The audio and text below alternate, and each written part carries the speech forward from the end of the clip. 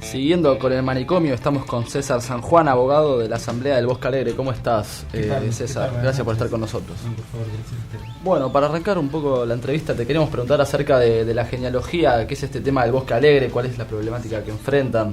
¿Cómo nace? ¿Cómo nace, exactamente?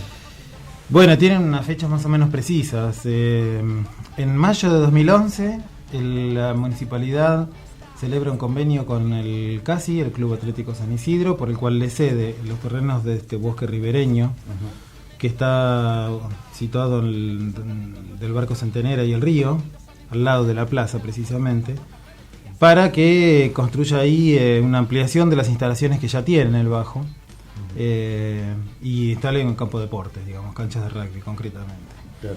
En octubre más o menos de 2011 el CASI empieza a talar el bosque, lógicamente para poder construir ahí las canchas, y al cabo de 2 días de trabajo y de talar los árboles más antiguos, se produce todo un movimiento social donde tuvo participación importante la RN, la Asociación Ribera Norte, que es la que tenía hasta entonces el manejo de la reserva. Claro. Y que son expertos en la cuestión, y ellos ponen de relieve que había ahí un valor que cuidar, y además estaban sorprendiendo junto con toda la comunidad de que eso se estaba talando por un convenio del que poco se conocía. Claro. Y ponen de relieve en un informe muy completo, que es muy interesante de conocer y de leer, cuál es el valor de conservación ambiental que tiene Bosque Alegre. Y al mismo tiempo hace ver una cuestión que era muy grave, que es que hay leyes que cumplir para llevar a cabo un proyecto de este tipo que estaban totalmente incumplidas. Claro. Concretamente la Ley General del Ambiente y la Ley del Ambiente de la Provincia de Buenos Aires, las dos de manera muy, muy concreta, dicen que todo proyecto que pueda afectar de alguna manera al ambiente requiere una evaluación de impacto ambiental que te da a conocer qué consecuencias va a tener el proyecto que vos querés realizar. Claro. Y luego, a partir de tener ese informe que es técnico, la comunidad tiene la oportunidad de participar, sea en una audiencia pública, en algún mecanismo similar de participación, para emitir su opinión. Claro, tienen la obligación de informar a los ciudadanos. Tienen la obligación de informar de que se produzca ese informe técnico, claro. Y sobre la base del conocimiento que aporte ese informe técnico, la comunidad emite una opinión. Claro. Entonces, ahora lo que había en este caso es un proyecto que implicaba devastar un espacio natural ambientalmente valioso para beneficiar exclusivamente a un club, claro. Y a sus asociados, que no es un club popular por otra parte. No. Entonces es evidente que se trataba de un proyecto inviable para ser presentado en un mecanismo participativo democrático. O sea, ¿en nombre de qué yo voy a producir semejante devastación que perjudica a toda la comunidad?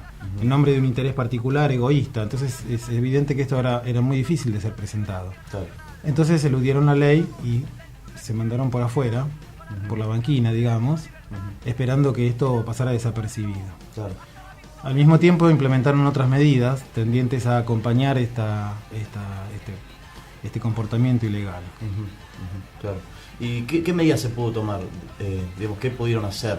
Bueno, hubo varias cosas y de mucha gente. O sea, en primer lugar, hasta que se formó la asamblea, hubo acciones de vecinos aislados. Vos vas a ver cantidad de cartas de lectores a diarios que aparecieron esos días. El informe de la RN, pedidos de entrevista de la RN. El informe de la RN se lo entregaron en mano al intendente. Hubo reuniones de vecinos de los que luego formaron la Asamblea Bosque Alegre, donde la municipalidad en primer lugar se mostró sorprendida, aprovechando un poco el estado de desconocimiento de los vecinos sobre cómo era el origen de todo esto, un origen que hoy conocemos muy muy detalladamente, claro. Pero aprovechando eso, y en esas reuniones se mostraron sorprendidos cómo era que el club estaba haciendo esto, porque evidentemente había un convenio, claro. Que le cedía las tierras para construir una cancha de rugby o más, o lo que fueran, sí. Vestuarios, etcétera. Y entonces hicieron promesas de que nada se iba a concretar de esto hasta que no tener estudios, etcétera, etcétera, etcétera.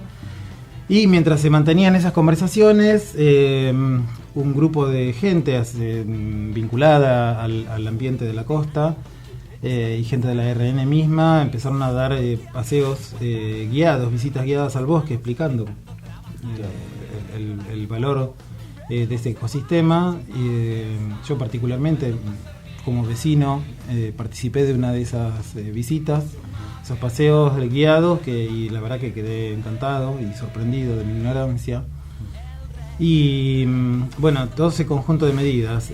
Pero el 12 de abril de 2012, ahí se produjo este hecho traumático, que fue que repentinamente y sin decir agua va, la municipalidad tomó la determinación de cercar el predio, todas las calles aledañas, con una cantidad importante de movilización de patrulleros. Creo que eso ya es más conocido por todo el mundo. Claro, y ordenó la tala, y que fue acompañada de represión, porque hubo una presencia física de las personas, de los vecinos y vecinas ahí, que exigían que se cumpliera con la ley.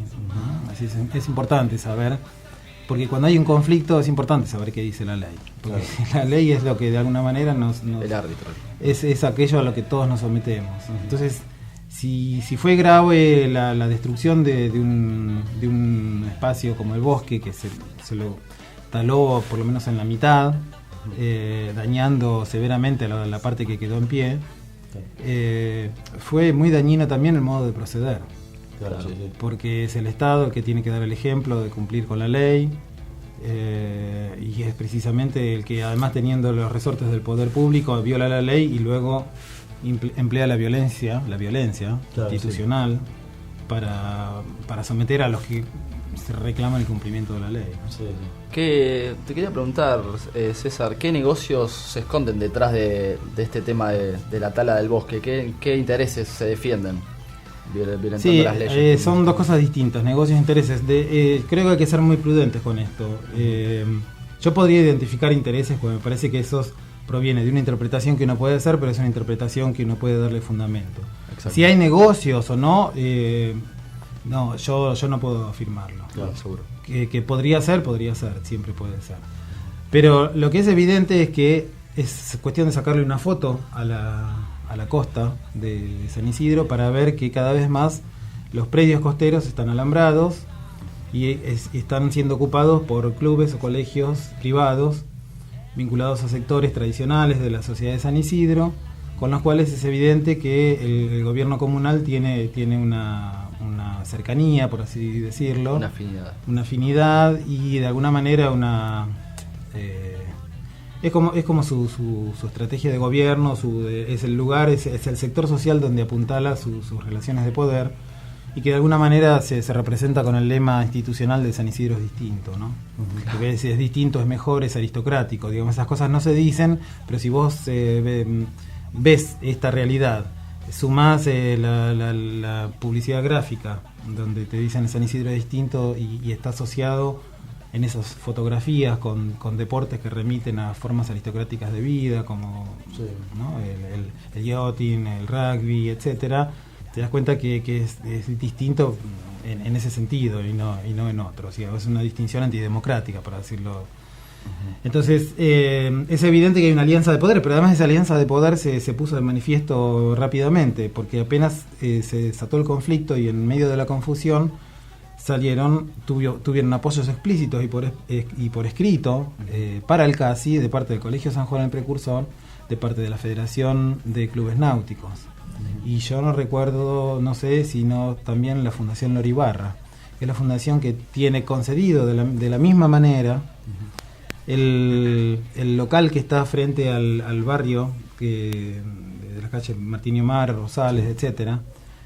Y bueno, entonces es evidente que hay un favor del gobierno comunal, de este grupo de la sociedad. Y lo que hay es una elusión, una forma, se elude que esta conflictividad pueda transitar por el mecanismo democrático participativo, que es el que contempla las leyes del ambiente. Los conflictos ambientales existen naturalmente en todo el mundo porque los territorios están ocupados o habitados por personas, grupos humanos que tienen diferentes perspectivas sobre qué hacer con ese territorio. Claro. Entonces esa conflictividad en principio no debería llamar la atención de nadie porque ocurre en todos lados. Lo que sí es importante es cómo se resuelve esa conflictividad, si se resuelve por prepotencia y por poder, o por arreglos por abajo de la mesa, o se resuelve, como dice la ley, a través de un mecanismo democrático participativo, Claro. donde todo el mundo se reúne, da su punto de vista y juega sus fichas ahí, y gana o pierde en función de lo que la mayoría decida, que es el mecanismo democrático. Eso está absolutamente borrado, digamos, de la gestión ambiental, al menos en la experiencia que tenemos nosotros aquí en San Isidro, ¿no? Claro. ¿Y cómo puede participar la gente de San Isidro o la gente interesada en este conflicto en Bosque Alegre? Mira, nosotros nos reunimos los martes en la plaza que está al lado del bosque. Luego tenemos tenemos presencia en Facebook, tenemos un blog también, Asamblea de Bosque Alegre, Blogspot. Y bueno, de esa manera nosotros nos estamos comunicando con el público, más allá de que a veces ponemos mesa también. Los domingos solemos poner una mesita a la entrada del bosque donde explicamos a la gente en qué consiste el bosque, cuál es la historia de este conflicto. En otros momentos ponemos mesas en el centro comercial de San Isidro.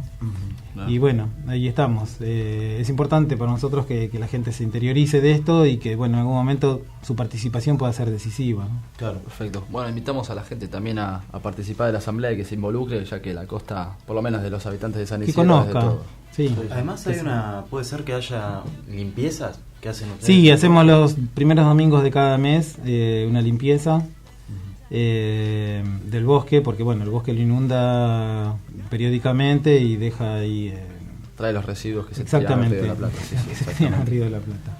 Te quería preguntar ya para ir cerrando la entrevista, ¿cuáles son las perspectivas a futuro que tienen con respecto a este conflicto? Mira, nosotros tenemos un juicio abierto contra la municipalidad, el CASI y el OPDS, que es el Organismo Provincial de Desarrollo Sostenible. Fijamos buena parte de nuestras perspectivas de trabajo en ese juicio. ¿Y en qué situación se encuentra? Ese juicio llevó desde aquel entonces, venimos realizando esfuerzos y no hemos podido todavía, aunque estamos muy cerca de hacerlo, habilitar el debate dentro del espacio de la justicia del conflicto este. O sea, tal es la cerrazón institucional que ha habido. Sería muy largo contarles ahora, otro día si quieren, con mucho gusto. Sí. Pero bueno, tenemos un juicio por daño ambiental de incidencia colectiva, donde estamos pidiendo la remediación del daño ocasionado al predio talado. Pero también estamos pidiendo que se remedie el daño hecho a dos bienes sociales, que son la información ambiental y la educación ambiental, Claro. que fueron atacados, digamos, expresamente por la Municipalidad de San Isidro, sobre todo, a través de toda una campaña de comunicación, con todo un conjunto de comunicados de prensa que nosotros tenemos perfectamente identificados, documentados y que hemos presentado al juicio, que fueron inmediatamente posteriores a la tala del bosque y donde se tergiversa desde el valor de conservación del bosque, que lo presentan como un lugar sucio, un lugar sin ningún tipo de valor, un foco de inseguridad. Y eso es atacar un bien social que es la información ambiental. La gente tiene derecho a que el Estado le proporcione información ambiental y por lo tanto tiene derecho a que no le mienta respecto de esto. Claro, porque esa información es la que le va a permitir luego participar y tomar decisiones. Sí. Así que bueno, luego nosotros realizamos también actividades de difusión para la toma de conciencia, para la información, para de alguna manera ir nosotros remediando esa ausencia de información ambiental. Claro. De explicar la razón de nuestra causa, de nuestra lucha, que es en definitiva un derecho colectivo. Por eso es una asamblea abierta en la que cualquiera puede ir y participar. Claro. Es un derecho colectivo el que estamos encarnando nosotros en esta acción. Claro. Estamos obrando en nombre de toda la comunidad. Estaría bueno recalcar el uso de los medios masivos de comunicación, como en el caso del Facebook, para que puedan comunicarse con ustedes. ¿Cuál sería las vías de comunicación, claro, las vías de contacto con la bueno, asamblea? Directamente somos una asamblea de una localidad. Tenemos físicamente este lugar que es la Plaza del Bosque, donde nos reunimos los martes 19:30. Y luego, yo no recuerdo, ahora es un blogspot.com, etcétera, de esa Asamblea Bosque Alegre, se encuentra rápidamente, y lo mismo en Facebook. Bueno, ahora lo vamos a compartir desde la página oficial nuestra. No hay problema. Sí, disculpen la falta de precisión. No pasa nada. No pasa nada, suele pasar. Bueno, muchas gracias, César, por estar con nosotros. Es un conflicto que está latente y esperemos que se resuelva para bien. Sí, esperemos que sí. Sí, bueno, sí. si les parece, vamos a ir con un tema, con TV Caliente de Sumo. Dale.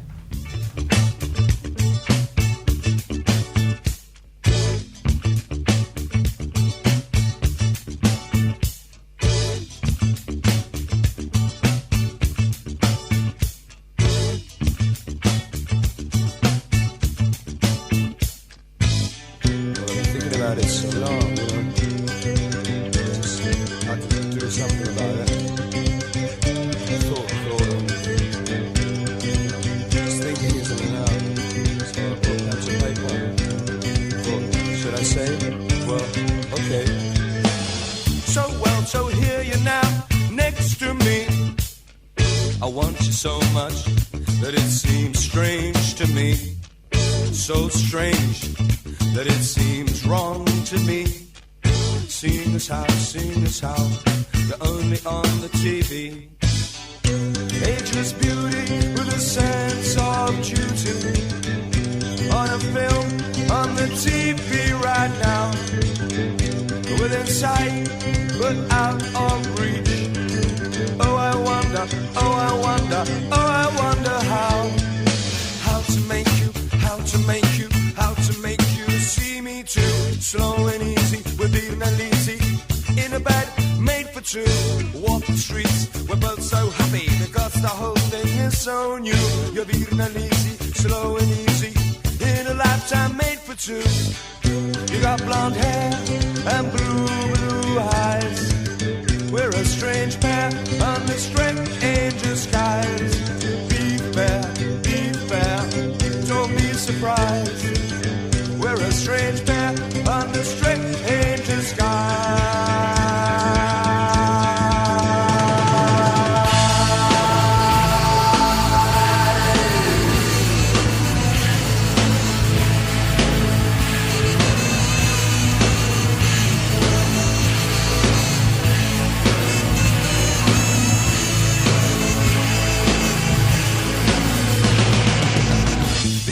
Flickers, is there something wrong?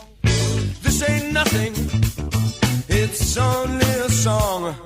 So don't you worry, don't you hurry, just you tarry with me, 'cause I'm so alone. And you, in a dress, in a dressing gown, going up or going down, with a smile up here and one down there.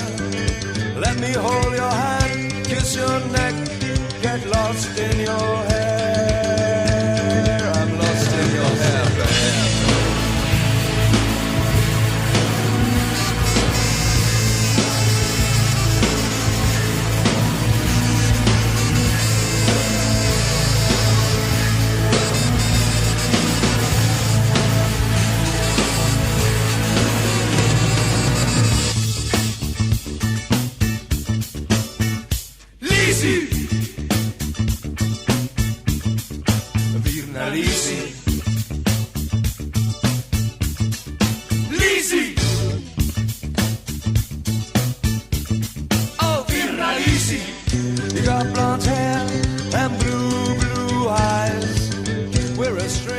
Bueno, volviendo para allá, ir concluyendo con el manicomio dentro de breve. Estamos con Estefanía Sadaux, miembro de la Asamblea Unidos por el Río. ¿Cómo estás, Estefanía? Un gusto tenerte, gracias por concedernos esta entrevista. Hola chicos, gracias por ustedes, por sacarnos al aire y difundir la problemática de la costa. Uh-huh. Bueno, queríamos arrancar preguntándote cuál fue el disparador de esta asamblea. Y el disparador de esta asamblea fue empezar a ver que de repente nos estaban robando el espacio público. Digamos, ese lugar donde nosotros estábamos todos los días haciendo diferentes cosas. De repente empezamos a ver enrejado, viste, todo alambrado, que no podíamos pasar, y ahí dijimos, che, ¿qué está pasando acá? Claro. Y bueno, ese fue el disparador para empezar a reunirnos y empezar con las primeras asambleas. Claro. ¿Y qué fueron descubriendo, digamos, a medida que se fueron informando más sobre cuál era la situación y cuáles eran los intereses que se estaban poniendo en juego ahí? Bueno, y ahí de a poco empezamos a investigar y a darnos cuenta de que la idea era hacer, digamos, una onda en Puerto Madero por toda la costa del Río de la Plata. Y bueno, estaban empezando ahí en Vicente López por el vial costero, vial costero que avalaba, digamos, toda la construcción de los negociados en tierras públicas. Exacto. Y entonces, lo que primero quisimos prohibir fue el vial costero, digamos. Sí. Digamos, ¿cuál sería la situación hoy con respecto a todas las obras que están ocurriendo en el paseo costero? Si crees que hay alguna diferencia entre la gestión García y la gestión Macri, o si hay una uniformidad de intereses. Mira, las obras se frenaron, o sea, el vial costero se construyó, pero las obras, digamos, el shopping y todo lo que quieren hacer en las 7 hectáreas públicas se frenaron. Si hay una diferencia entre García y Macri, la verdad que no. Macri sigue profundizando el proyecto que ya había comenzado García, en estos famosos pactos PRO-K, digamos.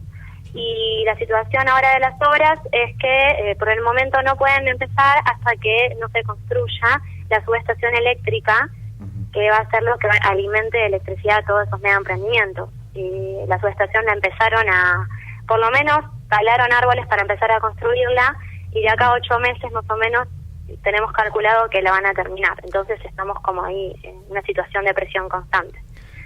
¿Se sabe el impacto que tendría la construcción de esta subestación eléctrica en la calidad de vida, en la salud y en el ambiente de los habitantes de Vicente López? Digamos que lo charlamos nosotros muchos en la asamblea. Nosotros sabemos que el impacto es grande, pero no hay forma de comprobarlo. Es decir, vos si vas a un hospital para decir, mira, estoy contaminado por el electromagnetismo, es muy difícil de comprobarlo. Claro. Por eso es que es como el invisible, digamos, el peligro.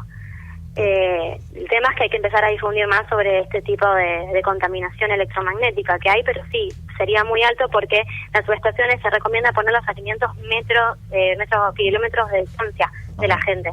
Y esta estaría al lado nuestro, porque sería una cuadra enorme al lado del shopping que está ahí enfrente al río. Entonces, sí, una locura. Digamos, sí, una locura. ¿Y cómo puede participar la gente de Vicente López interesada, digamos, en participar de Unidos por el Río? ¿Cuándo se reúnen? Bueno, sí, nosotros nos juntamos todos los miércoles, ya hace 4 años, en la biblioteca subestada, Aristóbulo del Valle y Caseros, a las 8:30. Esa es una de las opciones. Otra de las opciones es seguirnos por el Facebook, Asamblea Unidos por el Río, que cada tanto nosotros hacemos actividades en diferentes lugares del barrio de Vicente López, casi siempre en el río, pero por ejemplo va a haber una actividad el 8 de junio que va a ser feria socioambiental con las diferentes problemáticas que hay en el municipio, y va a ser en la Feria Justa, que es en la Plaza Viani, La Prida y Mitre. Tipo 3 de la tarde, y ahí vamos a estar difundiendo no solo la problemática de la costa, del robo de los espacios públicos, sino también problemáticas del hospital de Vicente López, de inundados, así que, y varias otras más, que están todos invitadísimos a participar. Bueno, difundimos entonces. Te quería preguntar, ya para ir cerrando la entrevista, ¿cuáles serían las perspectivas a futuro? ¿Creen que esto es una batalla perdida? ¿No? ¿Cuáles son sus planes de acción? Bueno, si bien sabemos que estamos peleando con un monstruo bastante grande porque hay muchos intereses por medio, digamos, nuestro lema siempre es la lucha continúa, porque sí, ya vamos 4 años y hubo momentos de bajar, de subir, bajar, pero siempre seguimos adelante porque creemos que lo vamos a parar juntos, al pueblo unido, si no, no. Y los planes a seguir, bueno, son como te digo, hacer estas ferias socioambientales. La concientización es nuestro principal motor, digamos, porque esto está como muy tapado y a la gente hasta que no le pasa, no lo ve. Entonces todo lo que sea intervención artística, difusión, marcha hemos hecho un montón. Y bueno, nada, la seguimos craneando, la seguimos pensando. Claro. Todos los días. Está muy bien, realmente. Bueno, muchas gracias, Estefanía, por concedernos esta entrevista. Difundimos en todo lo que podamos, aportar nuestro granito de arena para que se pueda solucionar este conflicto, ya que la costa es de todos y no de unos pocos. Todos y todas, muy bien. Gracias, chicos, por sacarnos al aire y difundirnos. Muy buenas noches. Besos, chao, chao.